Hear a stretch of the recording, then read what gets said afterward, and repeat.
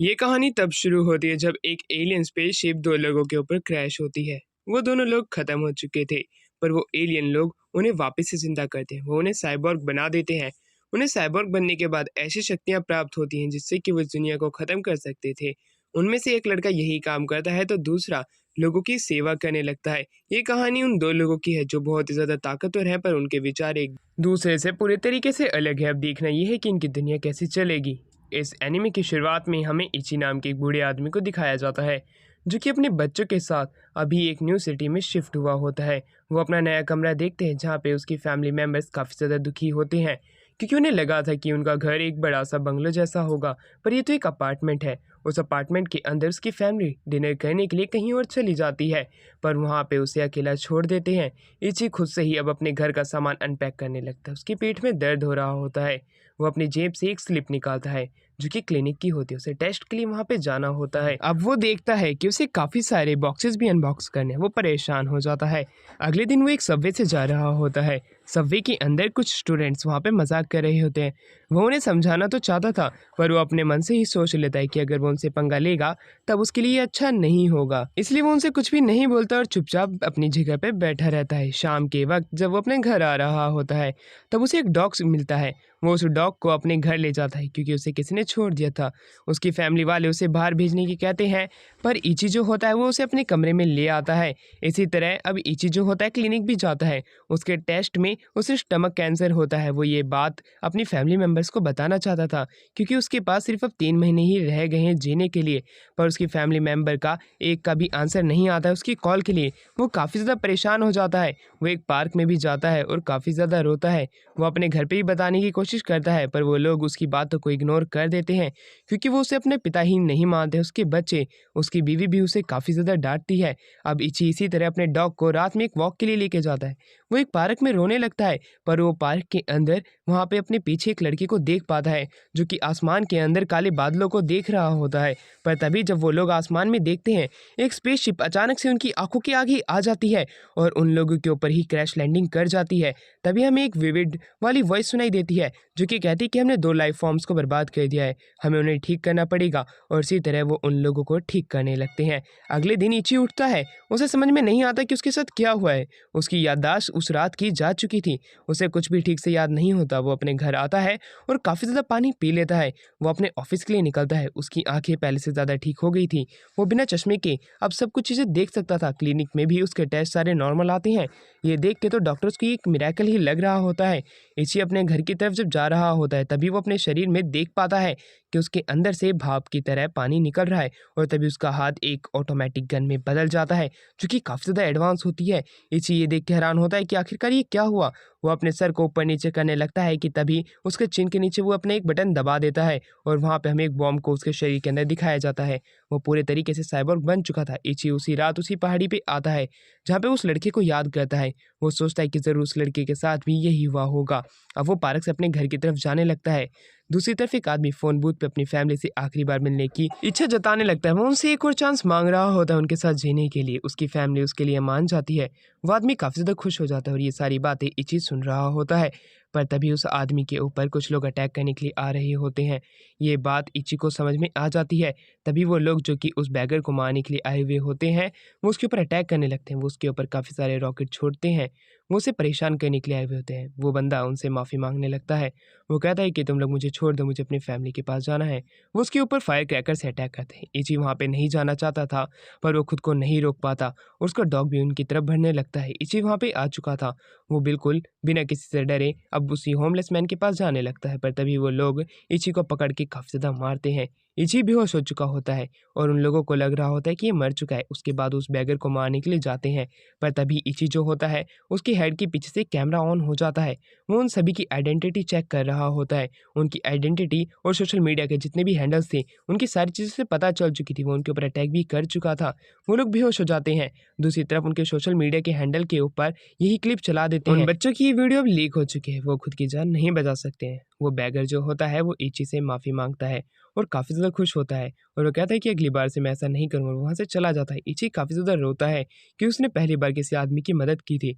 वो काफ़ी ज़्यादा खुश है अपनी इन पावर्स को पाके और वो वादा करता है कि वो अब से हमेशा हर किसी की मदद करेगा। इची अब अपनी नॉर्मल लाइफ जीने लगता है। वो जिसकी भी मदद करना चाहता है वो अब कर सकता है, पर वो अपने डेली लाइफ को तो इस तरह नहीं भूल सकता है। वो रोज़ाना की तरह ऑफिस भी जाया करता है। इची सोचता है कि अब मैं लोगों की किस तरीके से मदद कर सकता हूँ। अब हमारा सीन चेंज होता है। हमें मारी नाम की एक लड़की को दिखाया जाता है। हीरो नाम का लड़का जो कि उसी बूढ़े आदमी के साथ था, उसका फ्रेंड कहता है कि देखो मारी कितनी सुंदर है, जिस पे हीरो कहता है कि मुझे सेल्फिश लोग बिल्कुल भी पसंद नहीं है और मारी जो लड़की है वो पूरी की पूरी सेल्फिश है। दूसरी तरफ वो अपने बेस्ट फ्रेंड आंडू की भी चिंता करने लगता है क्योंकि उसे एक दिन पहले कुछ लोगों ने बुली किया था। हीरो अब अपने दोस्त आंडो के घर पे जाता है। आंडू जो होता है वो अभी भी लेटा हुआ होता है, इसलिए वो उसे जगाने के लिए कॉमिक पढ़ने लगता है। वो तब भी आंसर नहीं देता है, इसलिए अब हीरो जो होता है वो कहता है कि मैंने सुना है एक साइको किलर घूम रहा है, उसने अभी तक 8 लोगों को मार दिया है। तुम भी काफ़ी दिनों से स्कूल को स्किप कर रहे हो, कहीं वही तो तुम नहीं हो। जिसके ऊपर आंडो जो होता है वो वापस से खड़ा हो जाता है। उसके चेहरे पे कुछ भी तरह का रिएक्शन नहीं था। इस वजह से अब हीरो जो होता है वो कहता है कि मैं तो तुमसे मजाक कर रहा था, ये सारी चीज़ें ही मजाक थी। आंडो उसका भी कोई जवाब नहीं देता है, इसलिए हीरो जो होता है वो उसे अपना साइबोर्ग वाला चेहरा दिखाता है। वो अपने चेहरे को पूरे तरीके से खोल देता है। आंडो ये देख के काफ़ी ज़्यादा हैरान हो जाता है। वो वापस से उसे वही ट्रिक दिखाने के लिए कहता है, जिसके ऊपर हीरो जो होता है वो उसके अपार्टमेंट के बाहर ले आता है और अपनी पावर की मदद से क्रो को मार देता है। तब भी अब आंडो को वो एक मैजिक ही लग रहा होता है, इसलिए अब हीरो जो होता है उसे एक स्टोर में ले आता है। वहाँ पे टीवी को भी कंट्रोल करने लगता है। ये देख के आंडो काफ़ी ज़्यादा हैरान होता है। अब वो उसे रोड पे ले आता है। रोड पे आके वो कहता है अभी तो फिल्म बाकी है मेरे दोस्त। ये कहने के बाद अब वो गाड़ियों का आपस में एक्सीडेंट कराने लगता है। एक्सीडेंट काफ़ी ज़्यादा भयंकर हो जाता है। आंडो ये देख के हैरानी से कहता है कि ये बात अब यहीं तक नहीं रही है और वो काफ़ी ज़्यादा परेशान होने लगता है हीरो के लिए। और वो कहता है कहीं तुम मुझे भी तो नहीं मार दोगे, क्योंकि तुम्हारे पास इतनी ज़्यादा पावर आ चुकी है। जिसके ऊपर वो कहता है कि तुम चिंता मत करो, मैं तुम्हें नहीं मारने वाला हूँ और तुम कल से स्कूल भी आ सकते हो। जिन्होंने भी तुम्हें परेशान किया था मैं उन सभी लोगों को मार दूंगा। आंडू ये भी कहता है कि तुम हीरो भी तो बन सकते हो ना हीरो। जिसके ऊपर हीरो मना कर देता है कि मैं अपनी एक नॉर्मल लाइफ जीना चाहता हूँ, मुझे हीरो बन के कोई खुशी नहीं महसूस होगी। आंडू परेशान होने लगता है अपने दोस्त के लिए। दूसरी तरफ अब हमें दिखाया जाता है आंडो कहता है कि इसके पास इतनी पावर आ चुकी है, अब मुझे क्या करना चाहिए, कहीं ये कोई मुश्किलात तो नहीं खड़ी कर लेगा अपने लिए। वो अपने दोस्त के लिए काफ़ी ज़्यादा परेशान हो रहा होता है। तो दूसरी तरफ अब हमें हीरो को दिखाया जाता है जो कि अपनी मदर से बात करता है। डिनर खाने की बात करके वो उस फ़ोन को कट कर देता है। अब वो नॉर्मली ऐसे ही अब गलियारे के अंदर घूमने लगता है। इसी तरह घूमते घूमते वो किसी भी एक रैंडम घर के अंदर घुस जाता है। उस घर के अंदर घुसने के बाद वो वहाँ के सारे फैमिली मेम्बर्स को एक एक करके अपनी इनविजिबल बुलेट से मारने लगता है। सबसे पहले वो उस घर की औरत को, बाद में बीवी और बच्चे को भी मार देता है। इसी तरह आदमी की भी बारी आती है। आदमी उसे अपने बच्चे की जान बख्शने की कहता है, पर उसके ऊपर हीरो नहीं मानता है और हीरो उन दोनों को अपनी एक ही बुलेट में ख़त्म कर देता है। इस तरह फैमिली के आधे से ज़्यादा मेंबर्स ख़त्म हो चुके थे। पर तभी घर की बेल बजती है और उसके बाद हमें एक लड़की को वहाँ पे आता हुआ दिखाया जाता है। वो लड़की हैरान होती है कि उसकी फैमिली मर चुकी है, पर तभी हीरो उसके सामने आ जाता है। हीरो पूछता है तुम्हें कौन सी कॉमिक पसंद है। वो लड़की उसी कॉमिक का नाम लेती जो कि हीरो को पसंद थी। इसलिए हीरो जो होता है वो उसे आसान सी मौत दे के वहाँ से चला जाता है, क्योंकि वो किसी को भी जिंदा नहीं छोड़ सकता था, जो कि उसकी असलियत जानता है। दूसरी तरफ अब हमें इची को दिखाया जाता है। इची अपने घर में आ चुका होता है। इची अपने ईयर के ऊपर क्लिक करता है कि तभी उसे रोने की आवाज़ सुनाई देने लगती है। इची को पता होता है कि कोई ना कोई मुसीबत में, इसलिए वो अपनी कार से जाने लगता है, पर ट्रैफिक की वजह से वो काफ़ी ज़्यादा लेट हो चुका था। इची खुद के ऊपर गुस्सा करने लगता है क्योंकि वो उस जगह पे एक बिल्कुल गलत टाइम पे पहुंचा था जब हर कोई ख़त्म हो चुका है। वो खुद के ऊपर गुस्सा दिखाने लगता है कि उसकी वजह से इन लोगों की जान गई है। दूसरी तरफ अब हमें हीरो और इची को एक दूसरे के आमने सामने दिखाया जाता है। इची को पता होता है कि ये वही लड़का है जो कि उसके साथ था, पर तभी हीरो जो होता है वो इची के ऊपर अटैक कर देता है। इची दूर जाके गिरता है और जब हीरो वहां से जाने लगता है इची उसी के ही पीछे होता है। इची उसकी तरफ गुस्से से देख रहा होता है तो हीरो अपने जेट पैक वहां से निकाल के उड़ जाता है। अब इची उसका पीछा नहीं कर सकता था, इसलिए वो पीछे ही रहने का फैसला करता है। और दूसरी तरफ अब हमें दिखाया जाता है अगले दिन इची खुद के ऊपर गुस्सा कर रहा था कि उस लड़की की जान उसकी वजह से गई है, पर दूसरी तरफ हमें डॉग को भी दिखाते हैं। अब इस तरह के केस काफ़ी ज़्यादा कॉमन होने लग चुके होते हैं, लोगों की जान जा रही होती है। अगले दिन अब हमें दिखाया जाता है हीरो जो होता है कहता है कि मेरी बुलेट का इस्तेमाल उस बूढ़े आदमी के ऊपर क्यों नहीं हुआ था, और यही सारी बातें वो अब आंडो को भी बताता है। वो आंडो को कहता है कि तुम्हें मेरे साथ स्कूल चलना चाहिए, तुम्हें कोई भी बुली नहीं करेगा, और वो उसे अपनी इनविजिबल बुलेट के ऊपर का सीन भी बताता है। आंडो की उंगली पे कट लग चुका था, इसलिए अब हीरो जो होता है उसकी उंगली के ऊपर हाथ रखता है, उसका कट गायब हो जाता है। आंडो ये देख के कहता है कि तुम्हें तो इस तरह काफ़ी लोगों का इलाज भी कर देना चाहिए जो कि काफ़ी ज़्यादा मुसीबत में है। हीरो कहता है कि मुझे उनका इलाज करके कोई भी खुशी नहीं मिलेगी, इसलिए मैं उन लोगों का इलाज नहीं करता हूँ और तुम्हें भी नहीं करना चाहिए, क्योंकि हमें सिर्फ अपने से ही मतलब रखना चाहिए। अब हमें इची को दिखाया जाता है। इची अब एक सबवे से अपने घर की तरफ जा रहा होता है। वो कुछ गैंगस्टर लाइक बंदों को देखता है जो कि एक आदमी को परेशान कर रहे हैं, उससे पैसे छीनने की कोशिश कर रहे होते हैं।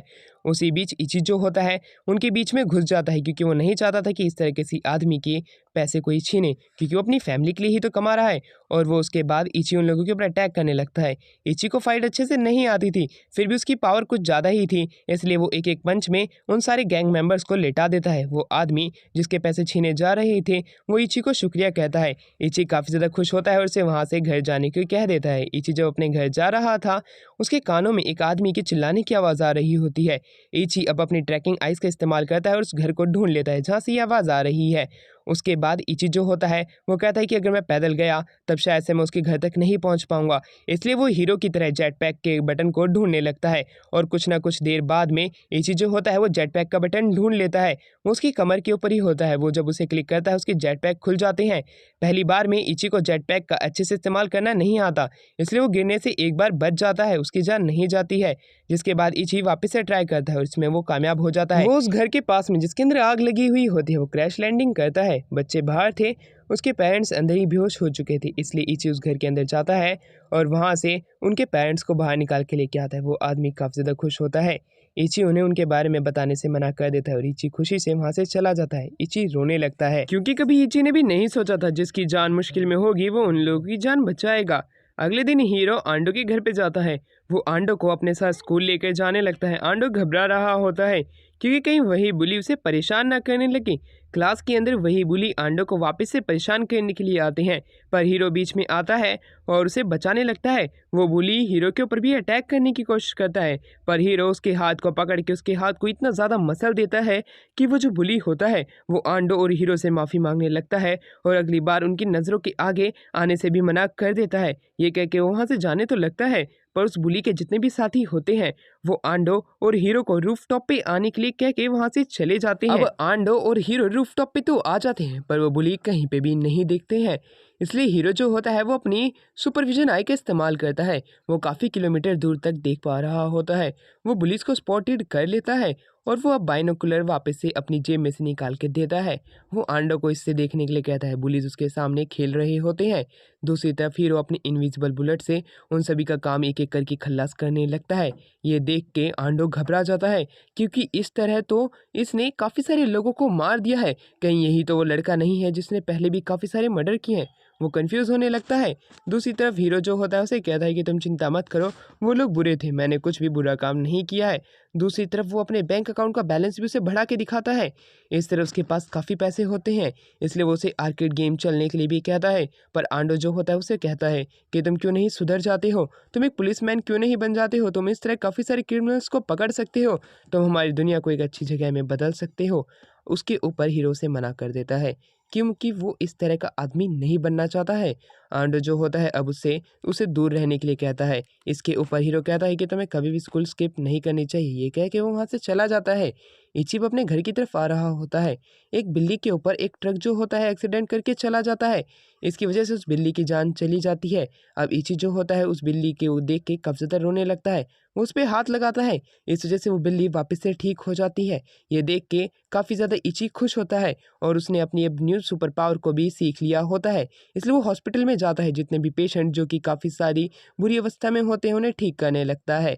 दूसरी तरफ अब हीरो जो होता है आंडो की बात से काफ़ी ज़्यादा दुखी होता है। वो अब किसी भी रैंडम घर में चला जाता है और उसकी फैमिली को पूरे तरीके से उड़ा देता है।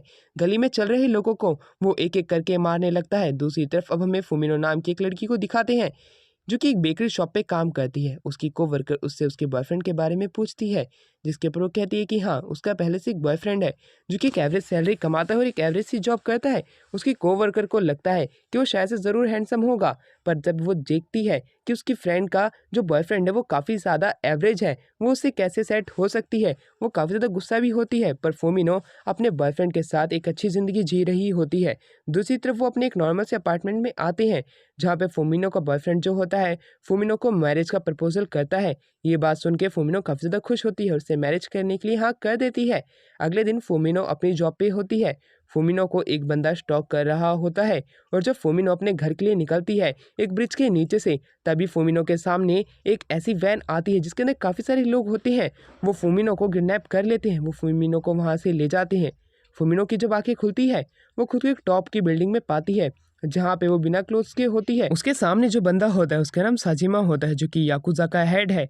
वो उससे प्यार करता है, तो दूसरी तरफ उसी चीज का फायदा उठा के फुमिनो उसकी मेन पार्ट पे अटैक करती है। वो वहां से भाग के अब उसकी ही कटाना पकड़ लेती है।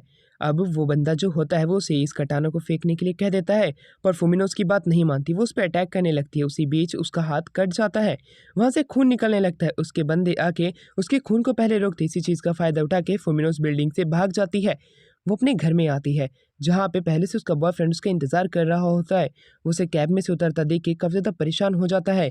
फुमिनो अब अपार्टमेंट में आके उसे सारी बातें बता देती है कि वो लोग याकुजा के मेंबर थे, वो लोग मेरे पीछे पड़े हुए हैं, जिस पे उसका बॉयफ्रेंड पुलिस को बताने की कोशिश करता है, पर फुमिनो उसे रोक लेती है क्योंकि उसे शायद से ड्रग्स इंजेक्ट किए गए हैं। पुलिस बल्कि उसे ही पकड़ लेगी।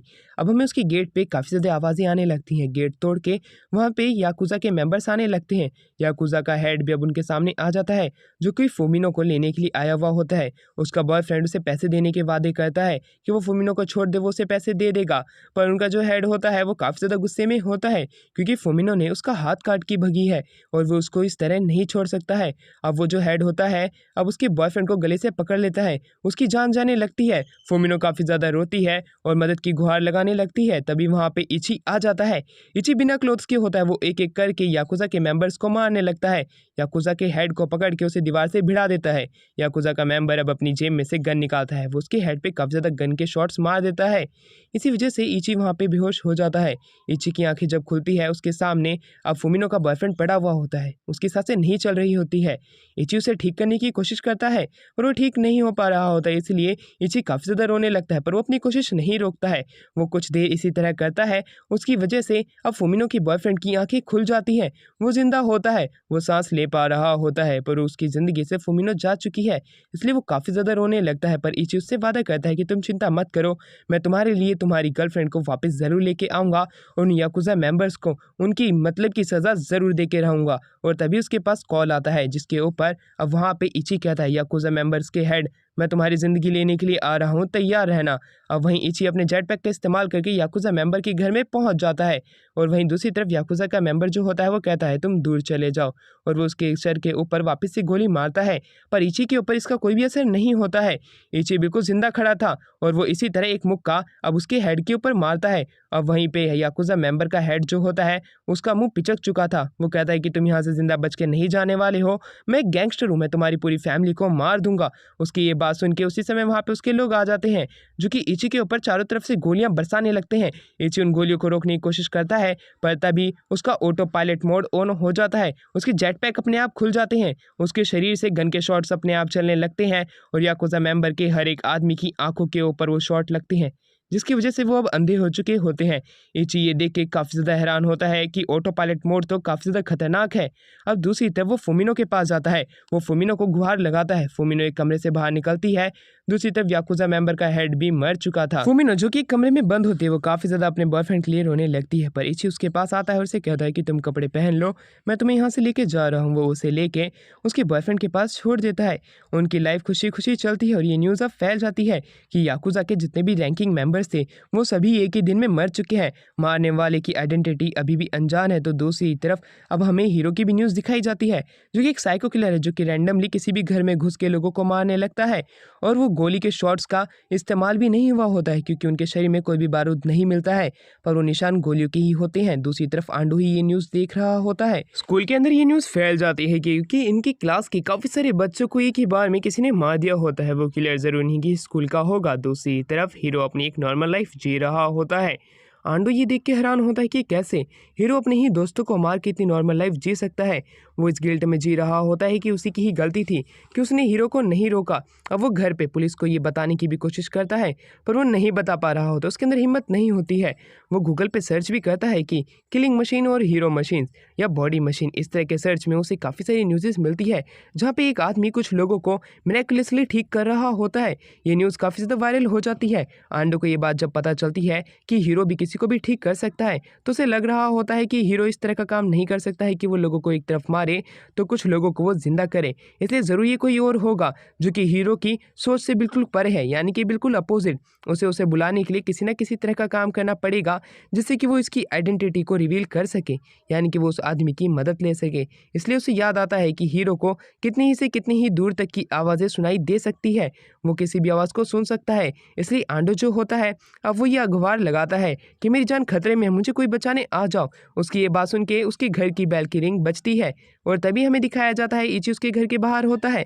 इची कहता है कि तुम्हारे घर में कोई मुसीबत पे तो नहीं है। तभी आंडो बाहर आता है। आंडो देख पाता है कि ये तो बूढ़ा आदमी है जिसके ऊपर कपड़े नहीं है, ज़रूर ये भी उड़ते हुए आया है। इसलिए उसे अपने घर में ले आता है। वो उसे कहता है कि मेरा दोस्त भी आपकी तरह मशीन है, वो किलर बन चुका है, वो लोगों को मिरेकुलसली मार रहा है। ये बात सुन के इची कहता है कि तुम्हारा दोस्त काफ़ी ज़्यादा बुरा है, मैं उसे ज़िंदा नहीं छोड़ सकता हूँ। उसने काफ़ी सारे लोगों को मारा है जो कि कुछ भी उसका नहीं बिगाड़े होते हैं। इसके ऊपर उसका दोस्त आंडो कहता है कि ये सब मैं चीज़ें जानता हूँ, मेरा दोस्त बदल चुका है, वो पहले जैसा नहीं रहा है, वो एक सेंसलेस किलिंग मशीन बन चुका है जो कि लोगों को ऐसे ही मारता रहता है। अब दूसरी तरफ इची भी उसकी इस बात से काफ़ी ज़्यादा उदास हो जाता है, क्योंकि वो भी तो एक मशीन है। जिसके ऊपर आंडो से समझाता है कि आप उसकी तरह उस तरह की मशीन नहीं हो जो कि लोगों को मारता रहता है, आप तो वो मशीन हो जो कि लोगों को जिंदा करता है, तुम तो मेरे लिए हीरो हो। उसकी ये बात सुन के इची काफ़ी ज़्यादा सैड हो जाता है, क्योंकि पहली बार उसकी किसी ने तारीफ़ की है जो कि उसे मशीन बनने के बाद ही मिली है। वो काफ़ी ज़्यादा खुश भी होता है। सो गाइज हमें ये वाला पार्ट यहीं पे एंड करना पड़ेगा, और अगर आपको इसका अगला पार्ट देखना है तो आपको हमारे चैनल को सब्सक्राइब और इस वीडियो के ऊपर लाइक का टारगेट पूरा करना पड़ेगा जो कि 1 के लाइक का है। अगर आप ये कंप्लीट करा देते हो तो इसका नेक्स्ट पार्ट आपको जल्द ही देखने को मिल जाएगा। अगले दिन हमें शियोन नाम की एक लड़की को दिखाते हैं। शियोन जो होती है वो अपना लव हीरो से कन्फेस करती है। हीरो जो होता है उससे प्यार तो नहीं करता था, फिर भी वो उसे एक स्माइल करता है और वहाँ से चला जाता है। वहीं शियोन उसे जाता हुआ सिर्फ देखती रह जाती है। शियोन अपने फादर के घर पे जाता है। उसके फादर उससे माफ़ी मांगते हैं क्योंकि वो उसके साथ फिशिंग ट्रिप पे नहीं जा पाए। अब जो हीरो जो है वो अपने दूसरे सिबलिंग से मिलता है। वो उसकी दूसरी फैमिली है क्योंकि उसके फादर ने एक दूसरी मैरिज कर ली होती है उसकी फर्स्ट मदर को छोड़ के। हीरो जो होता है अपने यंगर ब्रदर का बर्थडे सेलिब्रेट करता है और कुछ क्वालिटी टाइम स्पेंड करके अपनी रियल मदर के अपार्टमेंट में आ जाता है। उसकी मदर सो ही रही थी, वो वहाँ पे पहुँच जाता है। वो दोनों अब एक साथ सोने लगते हैं।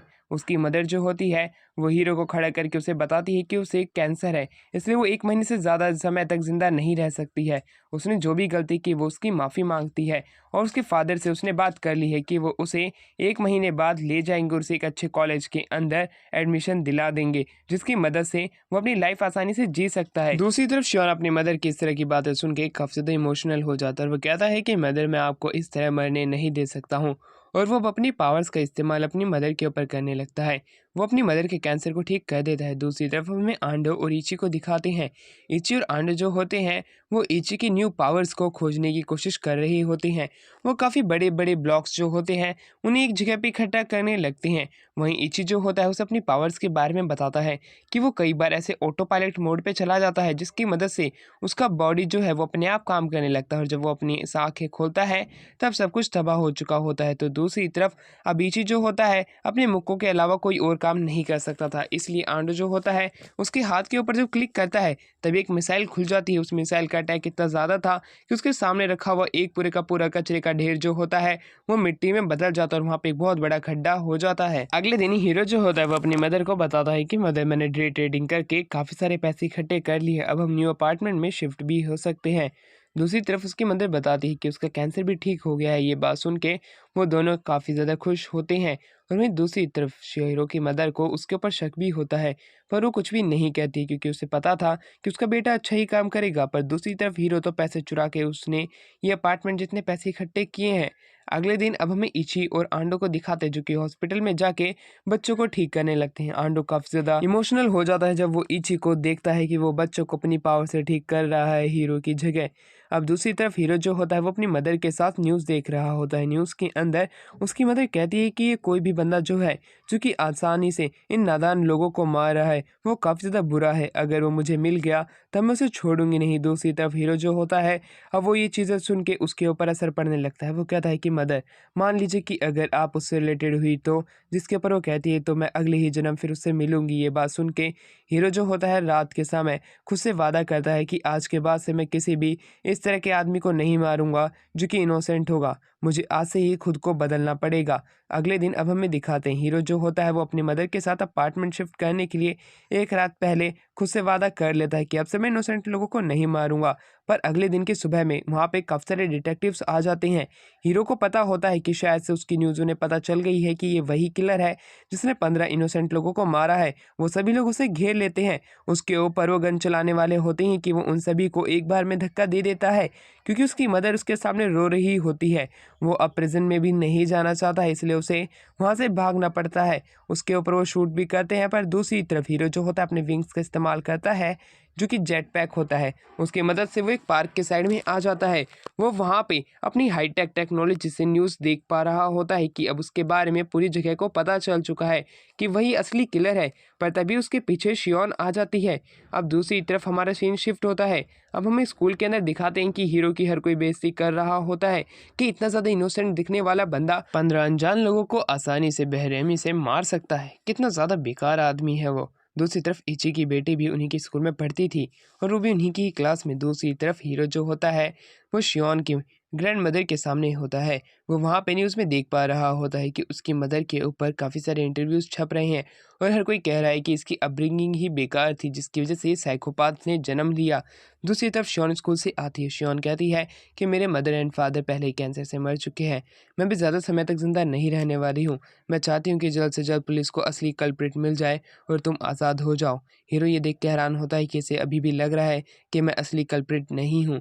दूसरी तरफ अब शियोन की ग्रैंडमदर कहती है कि हीरो, तुम अपने मदर एंड फादर को बुला सकते हो। मैं उन्हें समझा दूंगी कि तुम्हें इस तरह घर छोड़ के आने की कोई ज़रूरत नहीं थी। जिसके ऊपर हीरो कहता है कि ये सिर्फ हमारे बीच की मिसअंडरस्टैंडिंग है जिसे मैं खुद सॉल्व कर लूँगा। इसलिए वो खाना खा के सो जाते हैं।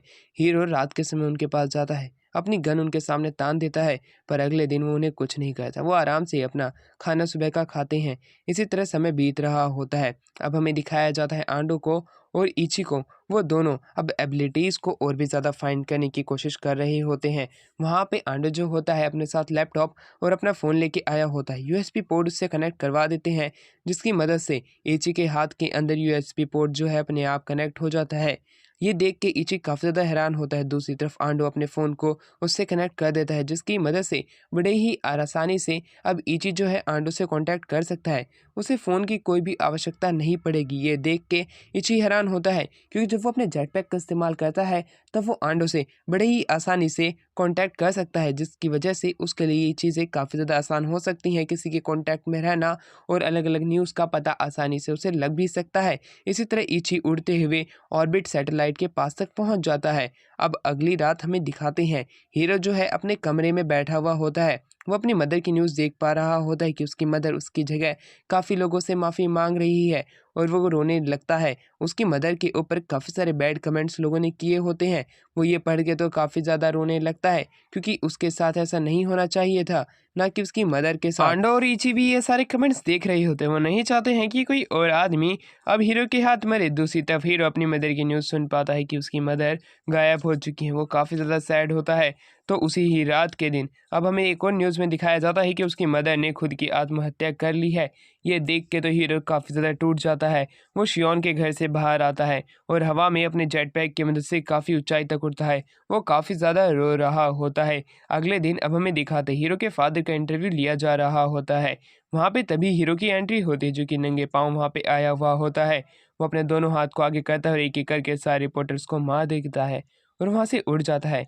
वो उसने अपने फादर को ज़िंदा छोड़ दिया होता है और उसी समय अब हमें दिखाते हैं कि उसकी मदर की अभी तक वो वीडियो इंटरनेट पे है, जिसके ऊपर अभी भी लोग बैड कमेंट्स कर रहे होते हैं। उन्हीं में से एक आदमी तो ये भी क्लेम करता है कि उसी ने ही हीरो की मदर का एड्रेस रिवील किया था, और ये चीज़ देख के तो हीरो का दिमाग ही सटक जाता है। वो उसकी स्क्रीन पे आ जाता है। दूसरी तरफ वो आदमी उसे स्क्रीन पे देख के हैरान होता है कि वो पहली बार एक साइको किलर को अपनी स्क्रीन के सामने देख पा रहा है। वो साइको किलर को देखने के बावजूद भी वो आदमी अपनी उन नादानी हरकतों से बाहर नहीं आता और वो उसे और भी ज़्यादा चिढ़ाने लगता है। उसे काफ़ी ज़्यादा मोक कर रहा होता है। तो दूसरी तरफ हीरो जो होता है वो कहता है कि तुम्हें अभी तक समझ में नहीं आया है, मैं तुम्हारे साथ कुछ भी कर सकता हूँ अगर तुमने एक शब्द भी ज़्यादा बोला। जिसके ऊपर वो उसकी मदर के लिए काफ़ी ज़्यादा अपशब्द बोल देता है। हीरो अपनी स्क्रीन से एक गोली उसको मार कर दिखाता है और दूसरी गोली उसके पैर पे, जिसके ऊपर अब उस आदमी को समझ में आ जाता है कि उसने एक बहुत बड़ी गलती कर दी है और वो जल्द से जल्द उस स्क्रीन को बंद कर देता है, जिससे हीरो उसके साथ कनेक्ट था, जिसकी मदद से वो उसे और भी गोली ना मार सके।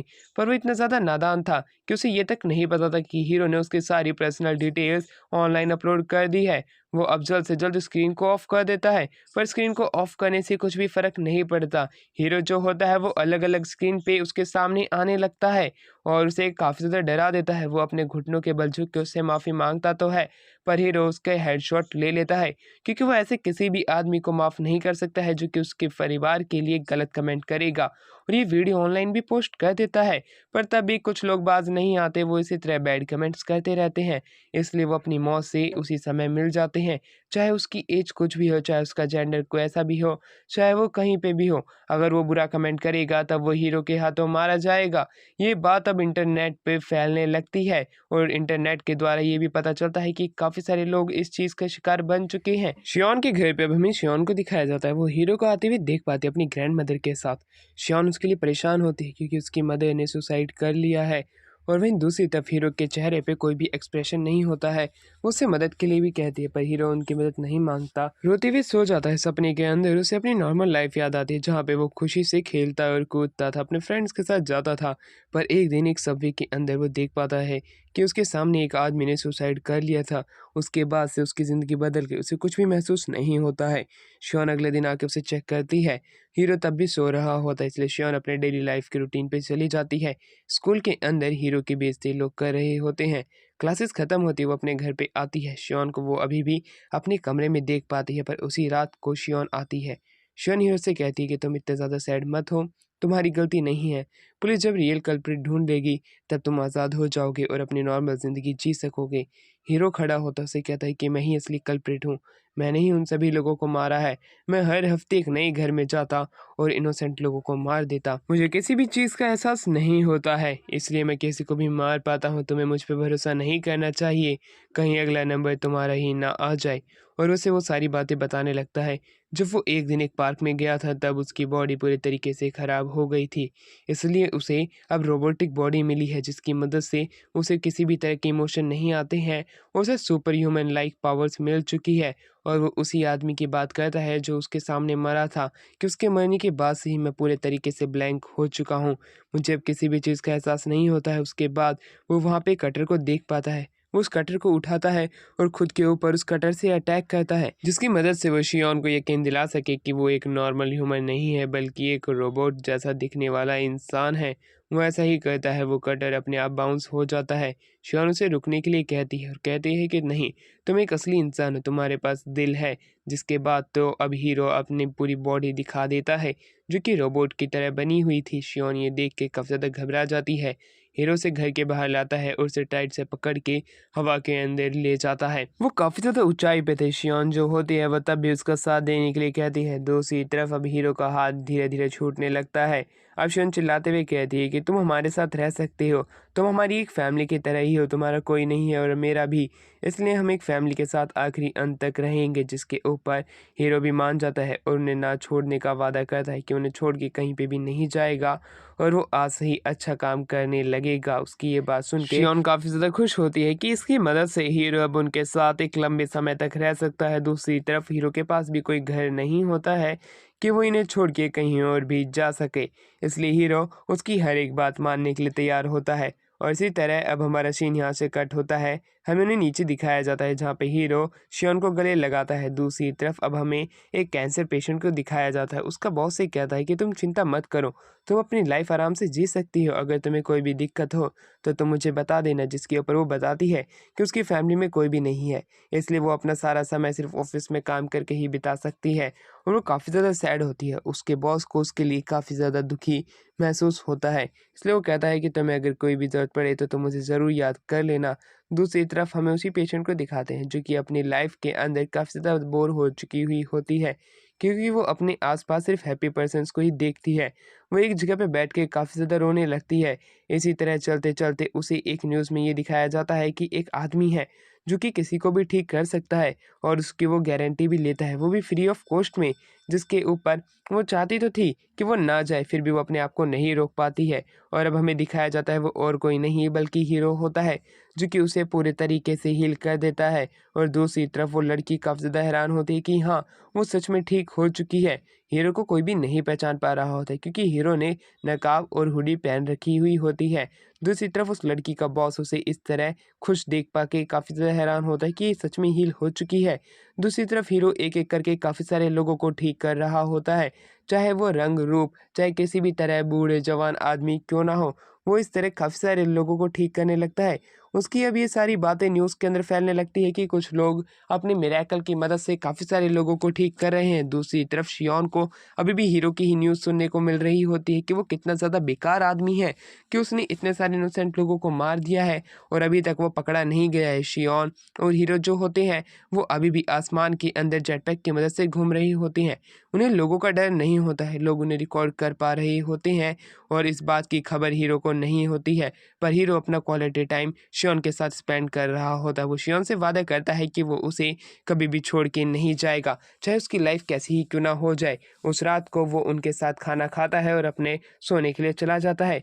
पर तभी वहाँ पे काफ़ी सारे कमांडोज की एंट्री होती है जिनके पास में लेज़र गन्स होती हैं। वो लोग धीरे धीरे करके शियोन के घर के अंदर बढ़ने लगते हैं। सबसे पहले उन्हें शियोन की ग्रैंड मदर उनके सामने देख पाते हैं।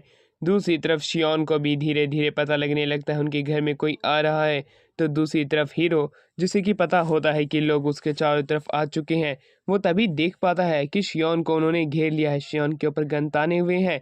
हीरो जल्द से जल्द उठता है और जब आगे जाता है तब धीरे धीरे करके गोलियों की आवाज़ आने लगती है और उसे पता चलता है कि शियोन और शियोन की ग्रैंड मदर को मार दिया गया है। उनके घर के बाहर लोग हंसने लगते हैं, वो उनकी वीडियोस बना रहे होते हैं।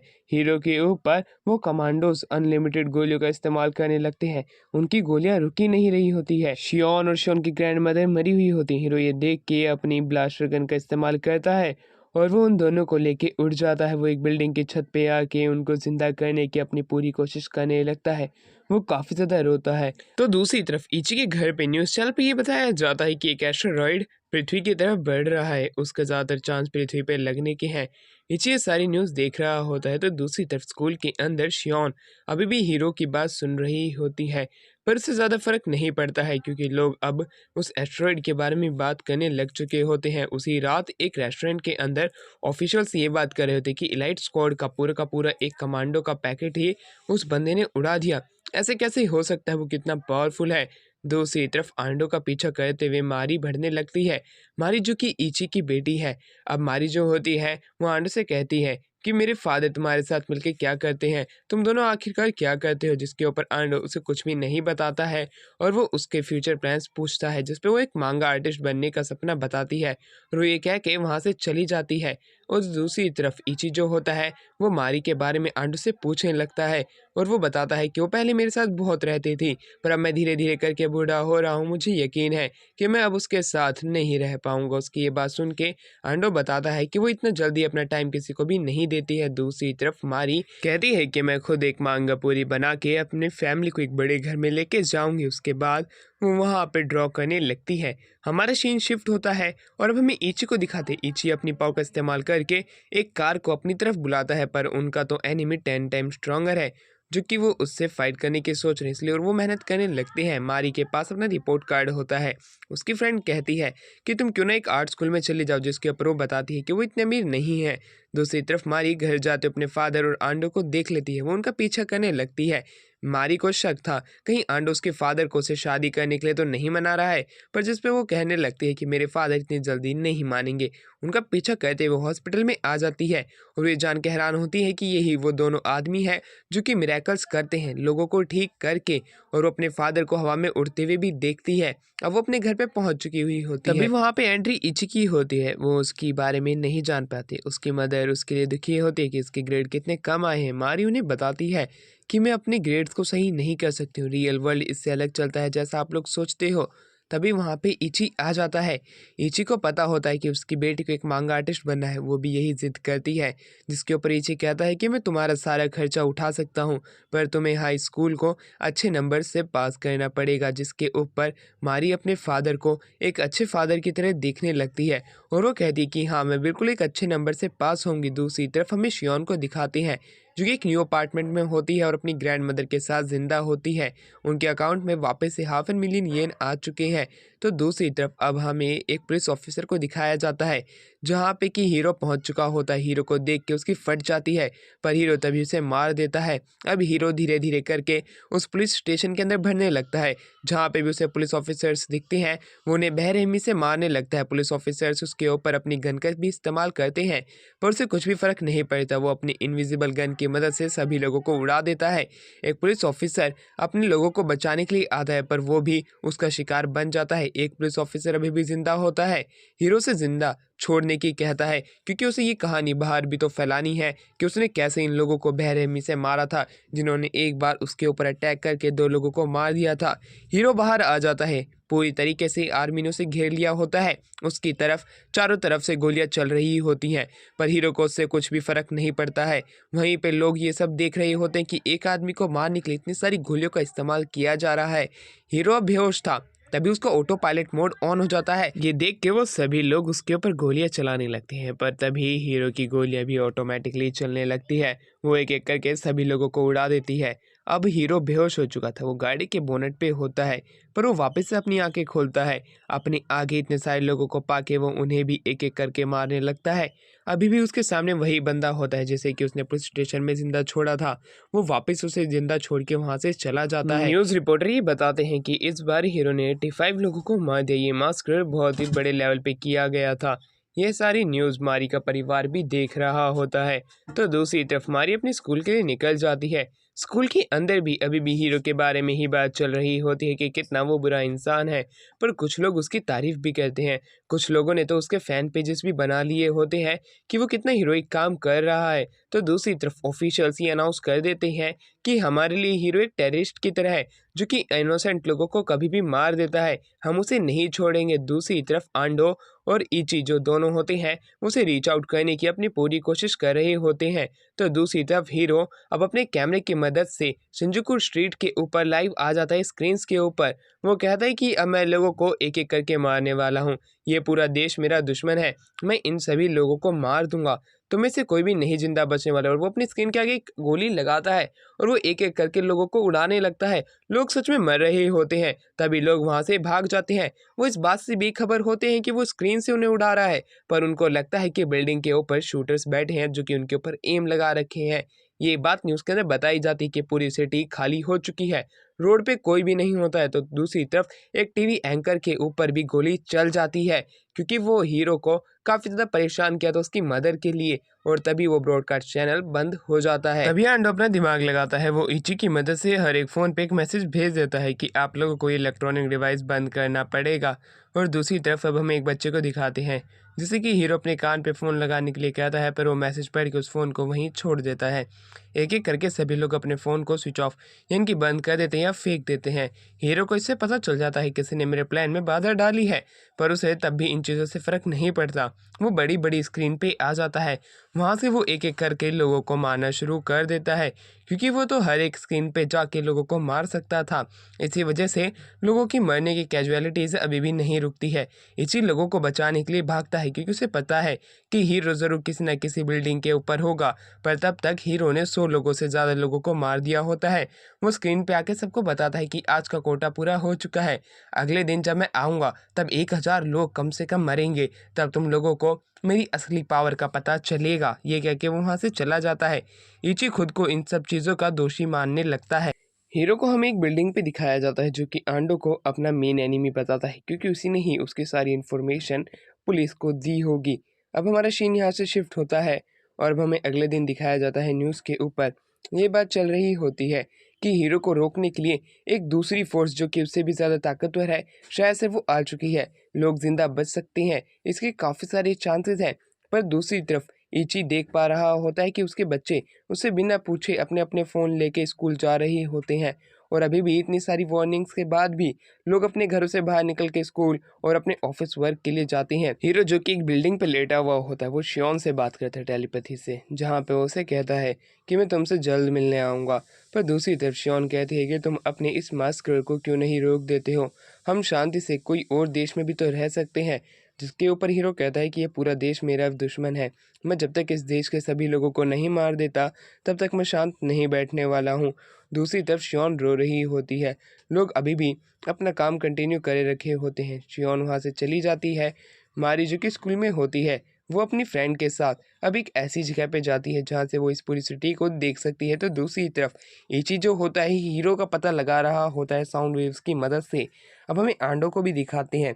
आंडो भी सोच रहा होता है कि आखिरकार हीरो इस समय क्या कर रहा होगा। हीरो जो कि एक बिल्डिंग पे शियोन को लेके कुछ बातें सोच रहा होता है, वो खड़ा होता है और वो अपने प्लान को एग्जीक्यूट करने के लिए दोनों हाथ ऊपर करता है। हमारा सीन शिफ्ट होता है और अब हमें एक एयरपोर्ट पे एक लेडी को दिखाते हैं जो कि अपनी फैमिली से बात कर रही होती है कि वो कुछ ही समय में वहाँ पे पहुँच जाएगी। वो धीरे धीरे करके एरोप्लेन में भी आ जाती है। एरोप्लेन में एक बच्चा एरोप्लेन के उड़ने की वजह से रोने लगता है, इसलिए वो उसे फ़ोन के अंदर कुछ कार्टून्स दिखाने लगती है, जिसपे वहाँ पे एक फ़्लाइट अटेंडेंट आती है। उसे कहती है कि आपको फ़ोन बंद कर लेना चाहिए, पर वो देख पाती है कि वो एक अच्छे काम के लिए यूज़ कर रही है, इसलिए वो उसे यूज़ करने को कह देती है। दूसरी तरफ मारी और उसकी फ्रेंड एक बहुत बड़ी बिल्डिंग के अंदर घूम रही होती है। न्यूज़ के अंदर अभी यही बात चल रही होती है कि हीरो आज क्या करने वाला है। तभी लोगों का ध्यान जाता है और हीरो जो होता है अपने हाथ दोनों ऊपर करता है और उन्हें हिलाने लगता है। अब जितने भी लोग होते हैं आसमान के अंदर देख रहे होते हैं कि एक एक करके एरोप्लेन नोज डाइव ले रहे होते हैं। वो वहाँ पे बिल्डिंगों के ऊपर, रोड के ऊपर गिरने लगते हैं। काला धुआं पूरी सिटी को एक एक करके घेर लेता है। वहाँ पे सिर्फ एक एरोप्लेन नहीं बल्कि काफ़ी सारे एरोप्लेन होते हैं जिनकी क्रैश लैंडिंग हो रही होती है, जो कि और कोई नहीं हीरो करा रहा होता है। आंडो इची को यही चीज़ें बताता है और आंडो कहता है कि जब इसकी सेकंड वेव आएगी तब तुम्हें सभी लोगों को बचाना है, क्योंकि तुम इस वेव को नहीं रोक सकते हो। अब सिटी के अंदर हर जगह पे एरोप्लेन की क्रैश लैंडिंग होने लगती है। बिल्डिंग्स टूटने लगती है। मारी भी अपने सामने एक ऐसे ही एरोप्लेन को आते हुए देखती है और यहाँ से सीन कट हो जाता है। अब इची जो होता है वो लोगों को बचाने के लिए हवा में तो उड़ता है, पर वो देख पाता है कि अब आधी से ज़्यादा सिटी जो है वो तबाह हो चुकी है और अब वो पहले की तरह वापस से रोना शुरू कर देता है कि उसने लोगों की जान वापस से नहीं बचाई। पर तब भी कुछ एरोप्लेन्स ऐसे होते हैं जिनकी क्रैश लैंडिंग नहीं हुई होती है, इसलिए वो उन्हें बचाने की अपनी पूरी मदद करने लगता है। तो दूसरी तरफ हीरो जो होता है वो ये नोटिस कर पाता है कि उसके प्लान में अभी भी कोई बंदा है जो कि बाधा डाल रहा है। अब हमें उसी औरत को दिखाया जाता है जिसे कुछ समय पहले दिखाया गया था। वो ये देख के हैरान होती है कि हमारे एरोप्लेन में क्या हो रहा है, सारे एरोप्लेन इस सिटी के ऊपर क्यों क्रैश लैंडिंग कर रहे हैं। पर तभी वो नोटिस कर पाती कि वो ठीक हो चुके हैं, क्योंकि इची जो है उनके एरोप्लेन को पकड़ के सेफ लैंडिंग करा रहा होता है। उस एरोप्लेन का एक विंग टूट जाता है। ये बात हीरो को पता चल जाती है और वहीं अब हमें दिखाया जाता है इची जो होता है काफ़ी सारे एरोप्लेन्स को बचा लिया होता है और वो खुश होता है कि उसने काफ़ी लोगों की जान बचा ली। पर तभी इसकी बेटी की कॉल आती है जो कि बताती है कि फादर, शायद से ये मेरा आखिरी समय, हमारी बिल्डिंग में आग लग चुकी है और यहाँ से बाहर निकलना मुश्किल है, आप मुझे जल्दी से आके बचा लीजिए। ये बात कह के कॉल कट हो जाती है। इची जब निकलने वाला ही था कि तभी उसके पीछे हीरो की आवाज़ आती है। वो उसे देखता है। हीरो उसके ऊपर अपनी गन्स का इस्तेमाल करता है, पर उसका असर इची के ऊपर नहीं होता और वो समझ जाता है कि ये मेरी ही बिरादरी से है और वो खड़ा होकर कहता है कि ऐसा क्यों है, तुम हीरो और मैं विलन क्यों बन चुका हूँ। और वो ये कह के रोने लगता है कि हम दोनों के पास हर्ट क्यों नहीं है। इची उसे समझाने लगता है कि तुम बुरे काम कर रहे हो, ये तुम्हें करने पे मजबूर कर रहा है तुम्हारा दिमाग, अगर तुम उसे समझा लो तो शायद तुम ऐसा ना करो। पर हीरो जो होता है वो इची के मुंह पे एक पंच धक देता है और वो एक एक करके इची को काफ़ी देर तक मारता है। उसके ऊपर अपनी गोलियों का भी इस्तेमाल करता है। पर दूसरी तरफ अब इची भी उन गोलियों का इस्तेमाल करना सीख चुका था। हीरो उसकी इन गोलियों से ज़्यादा परेशान होकर अपने ब्लास्टर को निकालता है, पर उतनी ही देर में इची हवा में उड़ जाता है।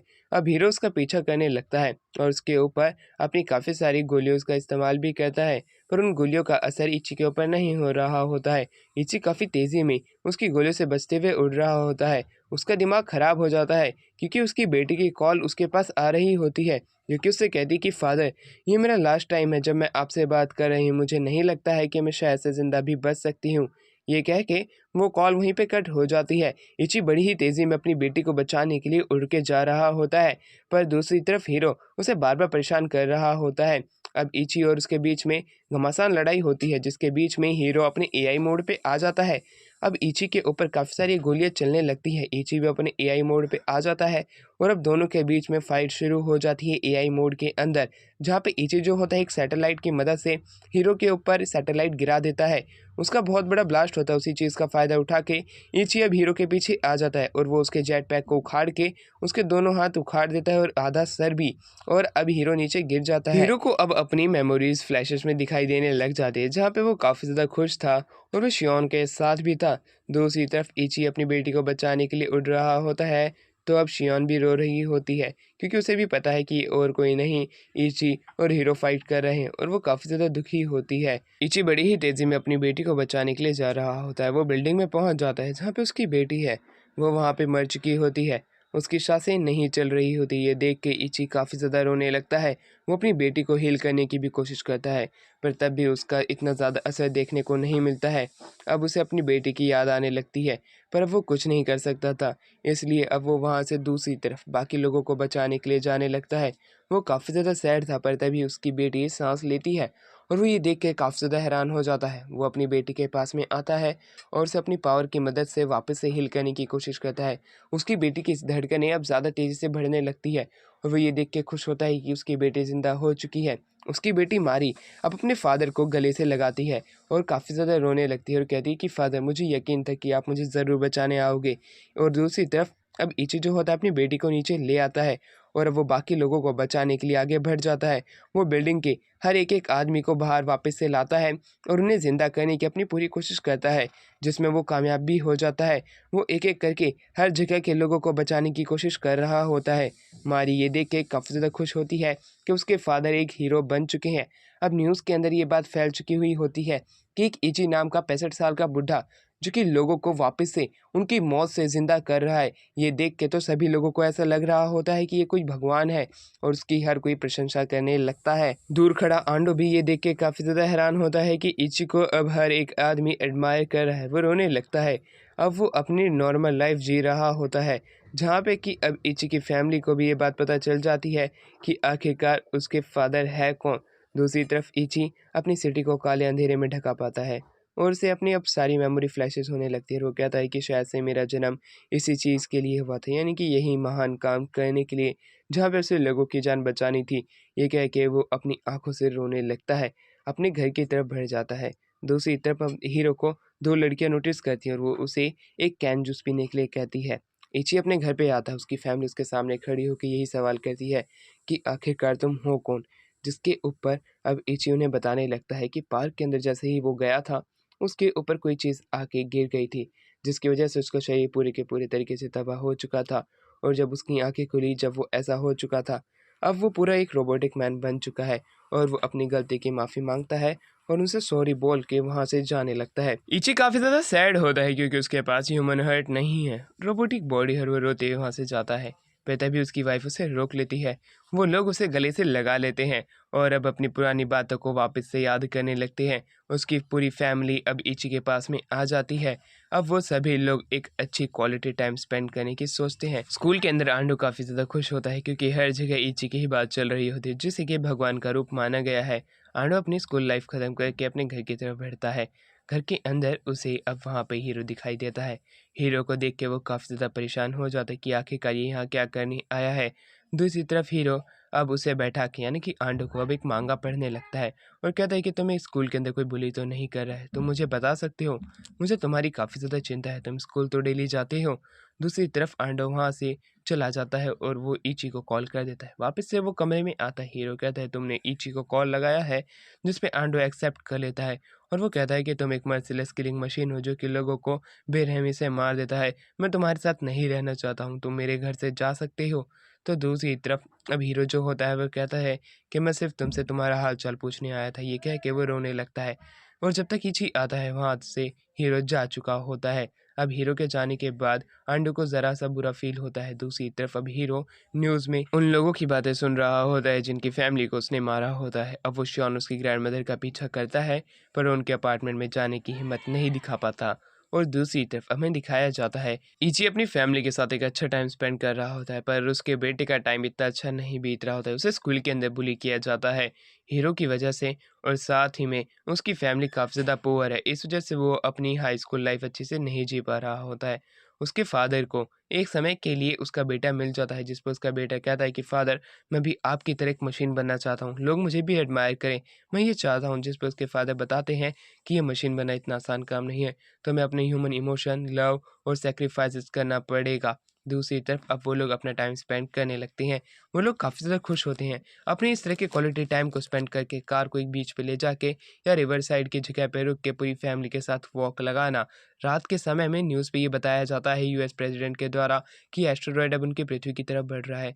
वो लोग कुछ भी कर सकते हैं, उनके ऊपर कोई भी कानून लागू नहीं होगा, वो अपने मन मर्जी की विशेष पूरी कर सकते हैं। अब हमें दिखाया जाता है कि एस्टेरॉयड अब पृथ्वी की तरफ ही बढ़ रहा होता है। लोग अपने मन मर्जी का काम कर रहे होते हैं। सबवे के अंदर नंगा घूमना, बिना कपड़े के, या काम पे ना जाना, या किसी को भी बेरहमी से मार देना। इची अब अपने घर पे आता है। अब वो ये न्यूज़ देख के काफ़ी ज़्यादा दुखी होते हैं। इची की वाइफ कहती है कि एक-एक करने से बढ़िया है कि हम सभी लोग एक साथ मरें, जिससे कि हमारी फैमिली एक साथ रिइंकार्नेट तो हो सकती है। पर इची जो होता है, आंडो उसको कॉल लगा के कहता है कि अब तुम कुछ भी ऐसा काम करने की मत सोचना जिससे कि ये बला टल जाए। तुम अपनी फैमिली के साथ एक क्वालिटी टाइम स्पेंड करो। एस्टेरॉयड को हराना इतना आसान नहीं है। जिसके ऊपर इची कहता है ठीक है मैं समझ चुका हूँ। तो दूसरी तरफ अभी इची अपने डॉग को गले से लगाता है।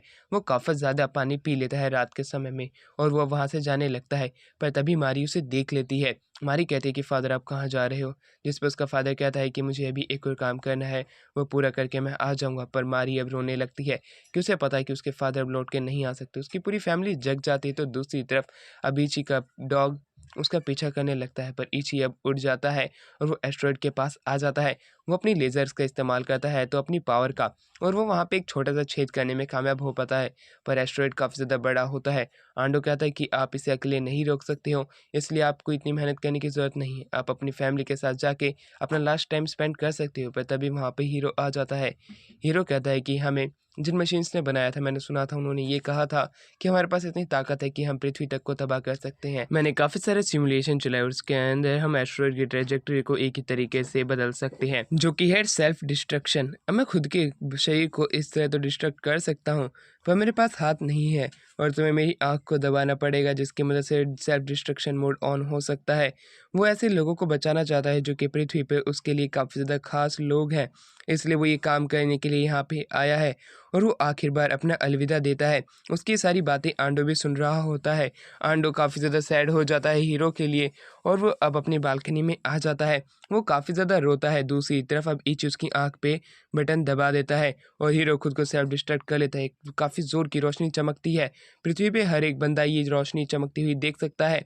हीरो गायब होता है पर तब भी इची को पता चलता है कि अभी तक ट्रेजेक्टरी बदली नहीं है। एस्टेरॉयड अभी भी पृथ्वी पे अटैक करने वाला है, पर अगर वो खुद को सेल्फ डिस्ट्रैक्ट कर लेता है तब शायद से वो पृथ्वी को बचा सकता है। पृथ्वी पे उसके भी चाहने वाले बहुत हैं जिनसे वो प्यार करता है, इसलिए वो खुद को भी सेल्फ डिस्ट्रैक्ट कर लेता है और इसी तरह अब पूरी की पूरी पृथ्वी बच जाती है उस एस्टेरॉयड की वार से। और वहीं दूसरी तरफ उसकी फैमिली काफ़ी ज़्यादा दुखी होती है।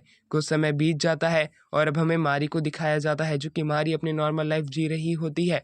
वो एक स्टोर के आगे से गुजरती है और वो स्टोर के अंदर जाती है, तब वो देख पाती है कि उसकी लिखी हुई मांगा जो है वो पब्लिश हो चुकी है और उसे लोग काफ़ी ज़्यादा प्यार दे रहे हैं। उस मांगा के अंदर उसने अपनी ही फैमिली यानी कि अपने फादर के ऊपर लिखी थी। आंडो भी कॉमिक पढ़ के काफ़ी ज़्यादा खुश होता है और इसी के साथ ही वाली सीरीज़ यहीं ख़त्म होती है।